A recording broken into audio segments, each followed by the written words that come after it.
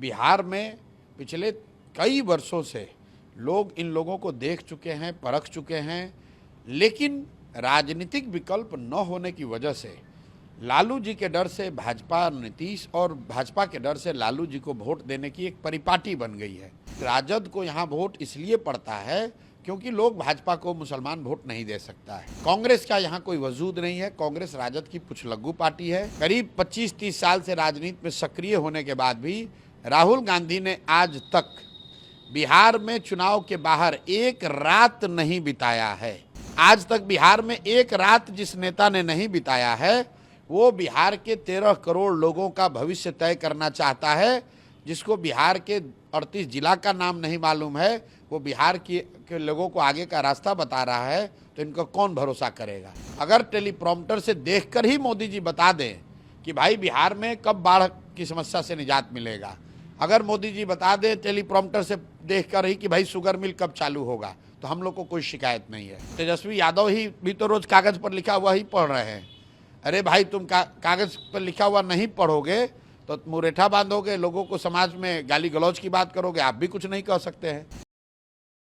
यहाँ तो हर कोई अपने आप को किसी का रहनुमा बताता है, लेकिन सच्चाई ये है कि इन सारे सो कॉल्ड स्वयंभू रहनुमाओं के बावजूद समाज के वो सारे वर्ग, चाहे वो मुसलमान हो, चाहे वो हिंदू हो, वो अगड़ा हो या पिछड़ा हो, बिहार में तो हर व्यक्ति सफ़र कर रहा है, हर व्यक्ति परेशान है। भाई यहाँ पर सामाजिक न्याय और समाजवाद की दुहाई देने वाले लोग, जिनकी सरकार यहाँ 35 साल से है, जो लोग अपने आप को दलितों का, अति पिछड़ों का, मुसलमानों का रहनुमा बताते हैं, मैं रोज़ एक आंकड़ा बताता हूँ कि बिहार में जातीय जनगणना जो इन लोगों ने कराई, उस जनगणना में ये दिखा कि आज भी 35 वर्ष से इनके शासन के बाद भी 5% से कम दलित, अति पिछड़े और मुस्लिम समाज के बच्चे 12वीं पास कर रहे हैं। आगे की पढ़ाई की छोड़ दीजिए, नौकरी रोजगार की बात छोड़ दीजिए, 12वीं पास करने वालों की संख्या 5% से कम है। और अगर उसके बावजूद कोई किसी को अपना रहनुमा बताता है, कोई अपने आप को किसी समाज का रहनुमा बताता है, तो इससे ज़्यादा जाति क्या हो सकती है। तो कोई किसी का रहनुमा नहीं है। सच्चाई ये है कि बिहार में पिछले कई वर्षों से लोग इन लोगों को देख चुके हैं, परख चुके हैं, लेकिन राजनीतिक विकल्प न होने की वजह से लालू जी के डर से भाजपा नीतीश और भाजपा के डर से लालू जी को वोट देने की एक परिपाटी बन गई है। पिछले 30-35 साल में ज़्यादातर लोग जो इन दलों को वोट करते हैं वो पॉजिटिव वोटिंग नहीं है, वो नेगेटिव वोटिंग है।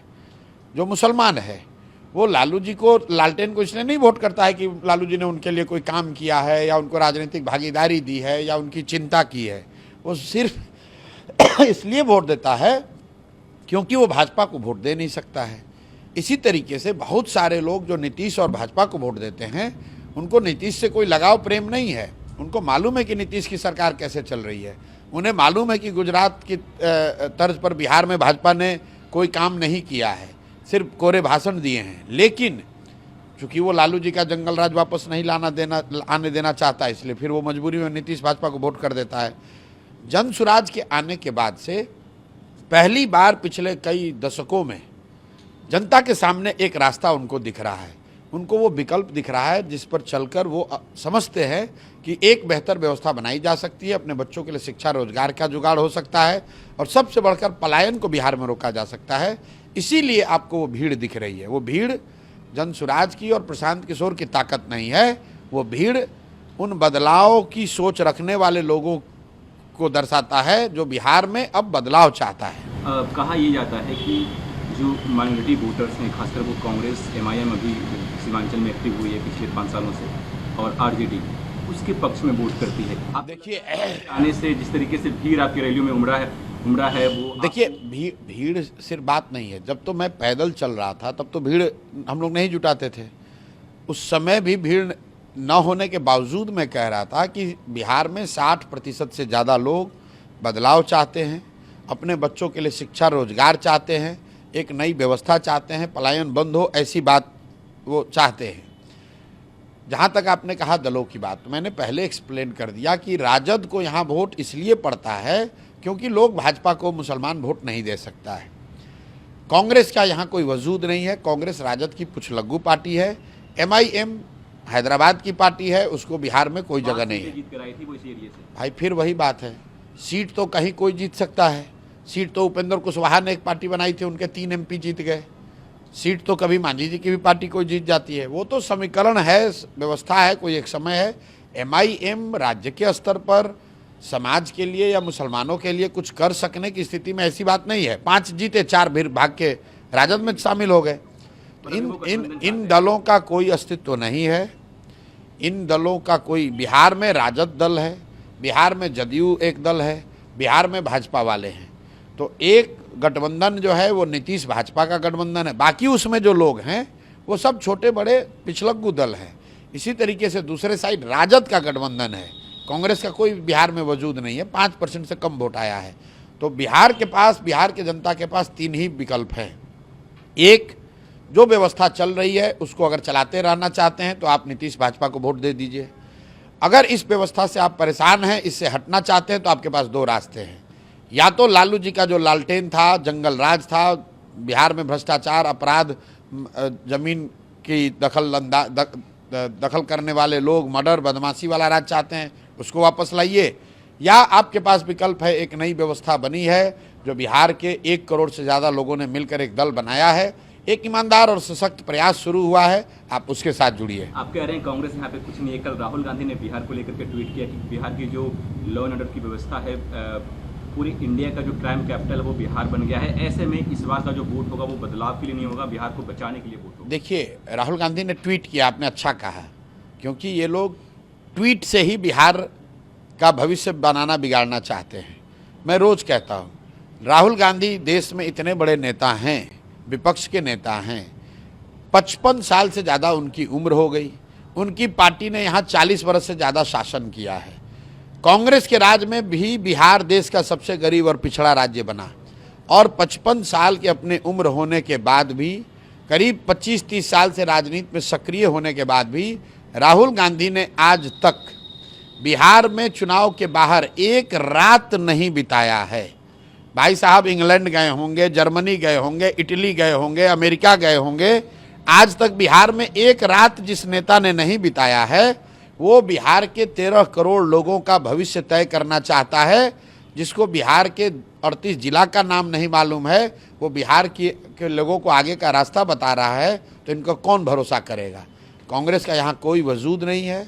कांग्रेस को ना कोई सुनता है, ना कोई बात करता है। लोग यहाँ पर राजद करती है, कांग्रेस उसका झोला ढोने वाली पार्टी है, झोला ढोते हैं ये लोग। तेजस्वी यादव ने पीएम मोदी पे अटैक किया है कि पीएम मोदी टेलीप्रॉम्प्टर से बात करते हैं, उनको बिहार के मुद्दे पे बात करनी चाहिए, क्योंकि यहाँ का जो सीएम जो है वो रिमोट कंट्रोल से कहीं ना कहीं पीएम मोदी हस्तक्षेप। देखिए, ऐसा है कि टेलीप्रॉम्प्टर से बात करते हो या कागज़ पर लिखा हुआ पढ़ते हो, महत्व इसका नहीं है कि प्रधानमंत्री टेलीप्रॉम्प्टर देखकर बोल रहे हैं कि कागज़ पर लिखा हुआ पढ़ रहे हैं। वो बिहार की बात कर रहे हैं कि नहीं, इसका बात है। वो निश्चित तौर पर मोदी जी बिहार की बात नहीं कर रहे हैं। बिहार में शिक्षा कैसे सुधरेगी ये नहीं बता रहे हैं। बिहार से पलायन कैसे खत्म होगा, आज तक उस पर नहीं कुछ बात कही। बिहार में बाढ़ की समस्या कैसे खत्म हुई, उस पर कोई पहल, कोई प्रयास नहीं किया। अगर टेलीप्रॉम्प्टर से देखकर ही मोदी जी बता दें कि भाई बिहार में कब बाढ़ की समस्या से निजात मिलेगा, अगर मोदी जी बता दें टेलीप्रॉम्प्टर से देखकर ही कि भाई शुगर मिल कब चालू होगा, तो हम लोग को कोई शिकायत नहीं है। रह गई बात तेजस्वी यादव की, तो तेजस्वी यादव ही भी तो रोज़ कागज़ पर लिखा हुआ ही पढ़ रहे हैं। अरे भाई, तुम कागज़ पर लिखा हुआ नहीं पढ़ोगे तो मुरेठा बांधोगे, लोगों को समाज में गाली गलौज की बात करोगे, आप भी कुछ नहीं कह सकते हैं। तेजस्वी यादव हो, मोदी जी हों, पेपर से पढ़कर बोले या टेलीप्रॉम्प्टर से बोलें या खुद से बोलें, उनको ये बताना है कि बिहार में शिक्षा व्यवस्था कब सुधरेगी, उनको ये बताना है कि बिहार में बच्चों को रोजगार कब मिलेगा, उनको ये बताना है कि बिहार से पलायन कैसे दूर होगा, कब रुकेगा, उनको ये बताना है कि बाढ़ की समस्या कब रुकेगी। अगले 5 साल के लिए बिहार कैबिनेट ने 1 करोड़ युवाओं को रोजगार देने की बात की है।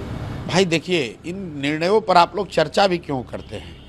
पिछले 20 वर्ष से नीतीश कुमार मुख्यमंत्री हैं। 20 वर्ष में कम से कम 10,000 बार कैबिनेट बैठी होगी। हजारों निर्णय लिए होंगे।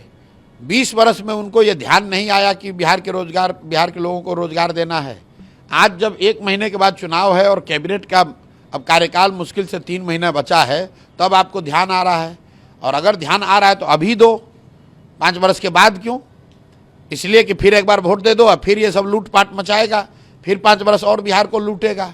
और तो इनका कुछ है नहीं। अगर इनके पास 5 वर्ष में 1 करोड़ नौकरी देने का कोई स्कीम है, कोई योजना है, तो भाई अभी तो तुम्हारी सरकार है, अभी क्यों नहीं दे रहे हो?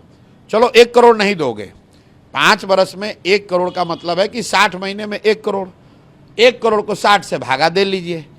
3 महीने बाकी हैं, उतने ही नौकरी हर महीने देने लगो भाई। हम लोग मान लेंगे कि हर महीने आप दे रहे हैं तो अगले 5 वर्ष भी दे देंगे।